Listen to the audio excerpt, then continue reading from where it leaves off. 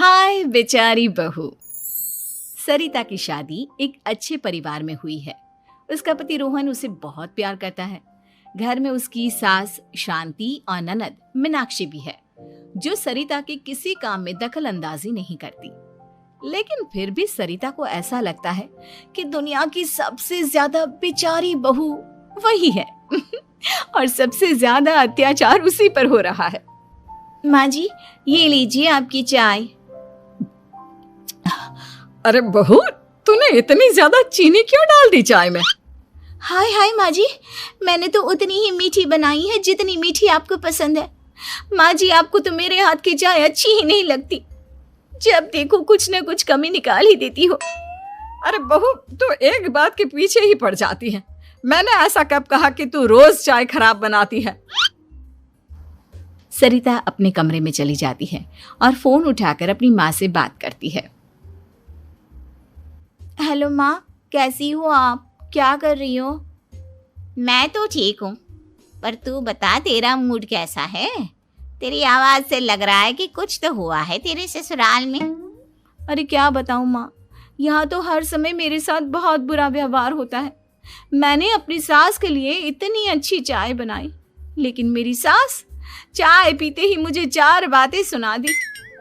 बेटी, तू इतनी छोटी छोटी बातों पर ध्यान ही क्यों देती हो? तुम्हारी सास ने कुछ बोल भी दिया तो क्या हो गया? वो बड़ी है ना तुझसे। माँ ने इतना समझाया, लेकिन इस बात का सरिता पर कोई असर नहीं हुआ। अपनी बेचारी बहू की छवि वो बदलना ही नहीं चाहती। अगली सुबह सब नाश्ते के टेबल पर बैठकर नाश्ता कर रहे थे, तभी सरिता ने अपने पति से कहा, सुनिए जी, मुझे ना आज बाजार से कुछ सामान लेकर आना है। आज आप ऑफिस से आने के बाद मुझे लेकर चलना ना। भाभी, मुझे भी कुछ किताबें खरीदनी है। आप दोनों जा ही रहे हो तो मेरी किताबें भी ले आना। लो, अभी तो बात ही की है बाजार जाने की, तो एक फरमाइश आ गई। माँ जी, आप भी बता दो कुछ, और हाँ, मोहल्ले वालों से भी बोल दो अगर वो कुछ मंगवाना चाहते हो तो। बेचारी मीनाक्षी अपना सा मुंह लेकर रह गई। ये सब देखकर रोहन से चुप नहीं रह गया और वो गुस्से में बोला, सरिता, क्या हो गया है तुम्हें? मीनाक्षी ने तो सिर्फ किताबों के लिए बोला है। तुम्हें मीनाक्षी से इस तरह से बात नहीं करनी चाहिए। माफी मांगो उससे अभी। क्या? मैं माफी मांगू? दिन भर आपके घर के काम करूं मैं, आपकी और आपके घर वालों की बातें सुनूं मैं, और अब माफी भी मैं मांगू? ऐसा कभी नहीं हो सकता। ये बोलकर सरिता वहां से चली जाती है। एक दिन उनकी पड़ोसन घर आती है। अरे सरिता, क्या कर रही है? और क्या करूंगी भाभी जी, बस घर का काम ही कर रही हूँ। आप बताओ कैसे आना हुआ? अरे मैं तो तुम्हारा हालचाल पूछने आई थी, लेकिन तुम तो बिजी लग रही हो। कोई बात नहीं, मैं बाद में आ जाऊंगी। और क्या करूं भाभी जी, जब से शादी होकर आई हूँ ना, बस काम ही कर रही हूँ। और इस घर में ना कोई मेरी कदर नहीं करता। पति है जो बस घर से ऑफिस, ऑफिस से घर। ननद को तो कॉलेज से फुर्सत नहीं। बची सास तो उनका सारा समय मेरी गलतियां निकालने में लग जाता है। अरे ये क्या कह रही हो सरिता? तुम्हारी सास तो पूरे मोहल्ले में तुम्हारी तारीफ करती फिरती है कि तुम बहुत अच्छी हो, पूरा घर तुम्ही ने संभाल रखा है। हाँ तो क्या हुआ? इसमें गलत क्या कहती है? सच्ची तो कहती है। मेरी मर्जी के बिना इस घर का पत्ता भी नहीं हिलता। शाम को जब रोहन घर आया तो उसने सबसे कहा, कल हम सबको मौसी जी के घर जाना है।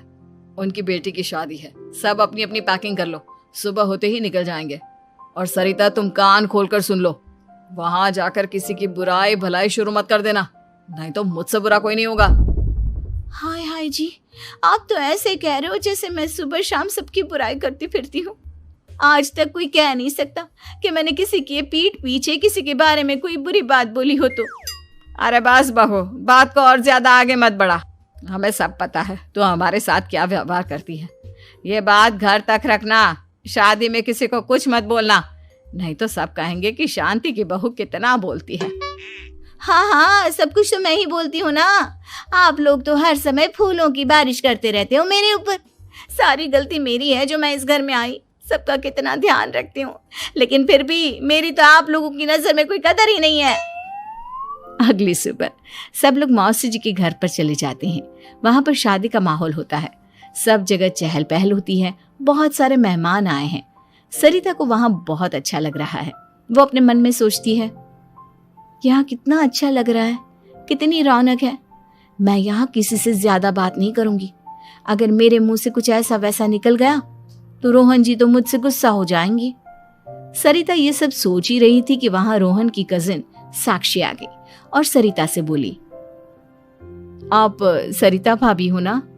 जितना आपके बारे में सुना था आप तो उससे भी ज्यादा सुंदर हो। हाँ वो तो है, मेरी सुंदरता की तारीफ सब करते हैं। मेरे मायके में तो सब यही बोलते हैं कि रोहन जी की किस्मत बहुत अच्छी है जिन्हें मैं मिली। लेकिन आप कौन है? मैंने आपको पहचाना नहीं। मैं रोहन भैया की कजिन हूँ।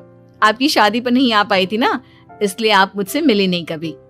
शांति मौसी और मीनाक्षी आपकी बहुत तारीफ करते हैं। क्या कहा तुमने? मेरी तारीफ? कभी नहीं। मेरे ससुराल वाले कभी मेरी तारीफ कर ही नहीं सकते।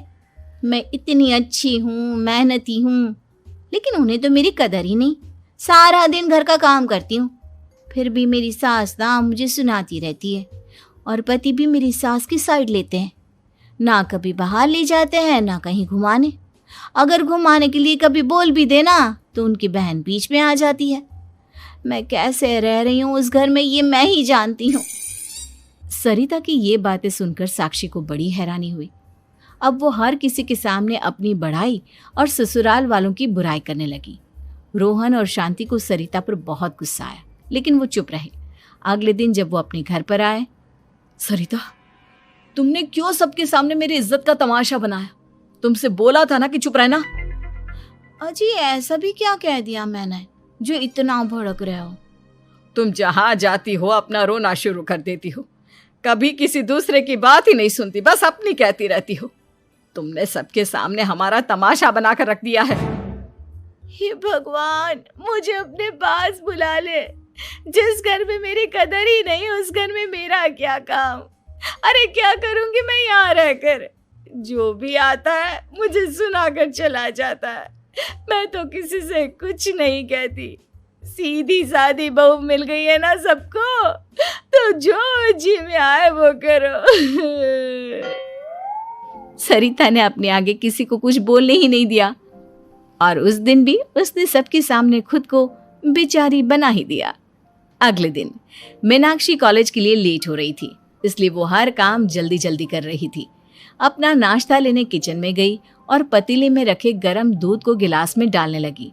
दूध का पतीला उसके हाथ से छूट गया और गरम गरम दूध उसके हाथ पर गिर गया। ओए माँ, हाय मेरा हाथ, माँ मेरा हाथ जल गया। मीनाक्षी की आवाज सुनकर सरिता दौड़ती हुई आई। ये क्या किया तुमने? तुम्हें नाश्ता चाहिए था तो मुझसे बोल देती, मैं क्या मना करती थी? अब पता नहीं कितने दिन की मुसीबत पाल ली तुमने। सरिता मीनाक्षी को उसके कमरे में ले गई और उसका बहुत ख्याल रखा। उसका इस तरह से ख्याल रखना शांति और रोहन को थोड़ा अजीब लगा। माँ, सरिता के दिमाग का भी कुछ पता नहीं। कल शादी में सबको इतना कुछ बोल कर आई है हमारे बारे में, और अब मीनाक्षी की कितनी अच्छी देखभाल कर रही है। ये ऐसा क्यों करती है? बेटा, तेरी बीवी की ना आदत हो गई है सबके सामने खुद को बेचारी दिखाने की, और आदत इतनी जल्दी नहीं बदलती। जब ये बोलना शुरू करती है तो रुकने का नाम ही नहीं लेती, इसलिए इसे पता ही नहीं चलता कि ये किसके सामने क्या बोली जा रही है। लेकिन दिल की बहुत अच्छी है। हमें भी अपना दिल बड़ा करके ये जैसी है इसे स्वीकार करना चाहिए।